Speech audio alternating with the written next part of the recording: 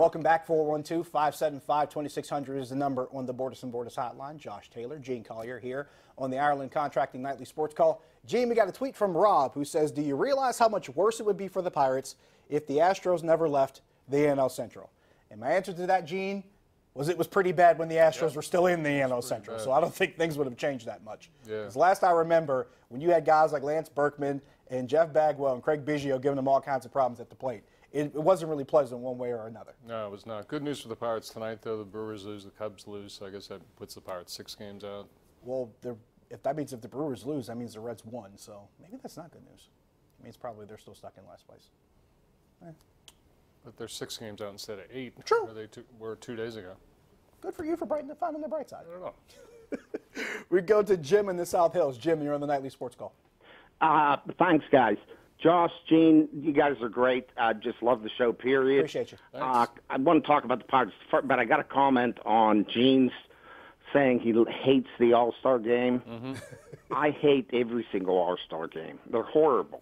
Yeah. For me, as a real sports fan, all they do is interrupt for 3, 4, or 5 days. That's right. What I'm trying to enjoy to watch a circus. Fair enough.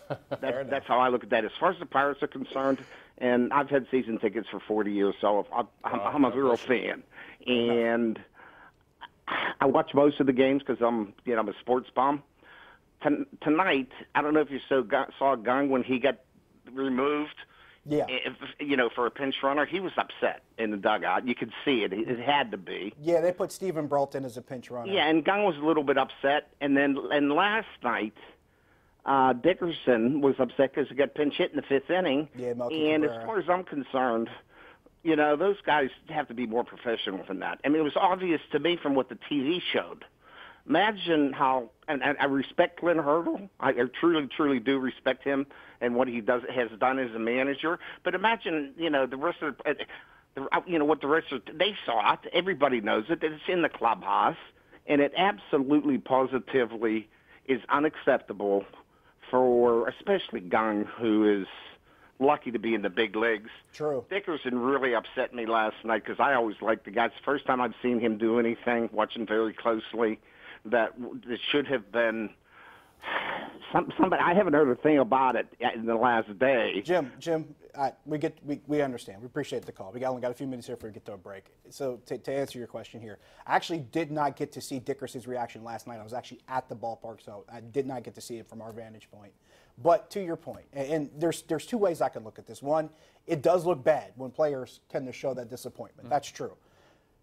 On the other side of it, though, I can kind of get behind that. I can kind of applaud it because those 2 games that we're talking about, they were both close games that the Pirates clawed their way back into last night. By the way, Corey Dickerson drove in a couple runs when they were down by 6. He cut it down to a 4-run deficit, so that's part of it. So I imagine you're going to want to stay in when you had a significant contribution to the game.